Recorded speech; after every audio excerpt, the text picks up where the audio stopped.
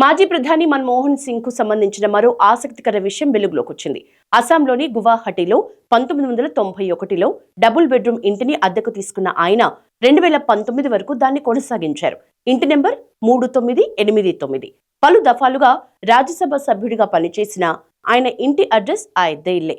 మధ్యలో పీఎం అయినప్పటికీ కూడా ఆ ఇంటికి రెంట్ కూడా చెల్లించేవారట మన్మోహన్. ఇంతకీ ఆ స్టోరీ ఏంటంటే 1991లో అప్పటి ప్రధాని పివి నరసింహారావు మన్మోహన్ సింగ్ ను తన ఆర్థిక మంత్రిగా ఎంపిక చేశారు. దాంతో ఆయన అస్సాం నుంచి రాజ్యసభ సభ్యుడిగా ఎన్నికయ్యారు. అప్పుడు ఆ రాష్ట్రంలో కాంగ్రెస్ అధికారంలో ఉంది. దాంతో ఆ రాష్ట్రంలోకి ఒక బయటి వ్యక్తిగా అడుగుపెట్టిన మన్మోహన్ సింగ్ 2019 వరకు గువాహటిలోని సరుమ్ త్రియాకు చెందిన నందన్ నగర్ ప్రాంత వాసుడయ్యారు.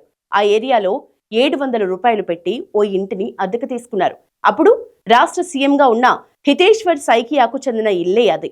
సీఎం వ్యక్తిగత నివాసం వద్దే ఈ అద్దె ఇల్లు ఉండేది.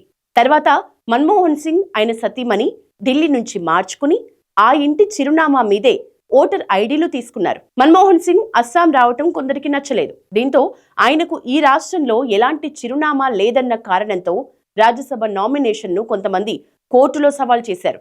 అప్పుడే తమ డబుల్ బెడ్రూమ్ అద్దెకు ఇచ్చామని హితేశ్వర్ సైకియా సతీమణి తెలిపారు.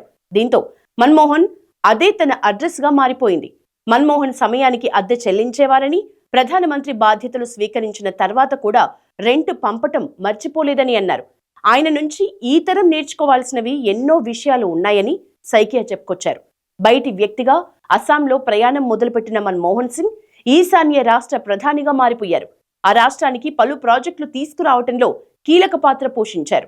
మన్మోహన్ సింగ్ ఆ ఇంటిని ఖాళీ చేశాక మరెవరికీ దాన్ని అద్దెకు ఇవ్వలేదు.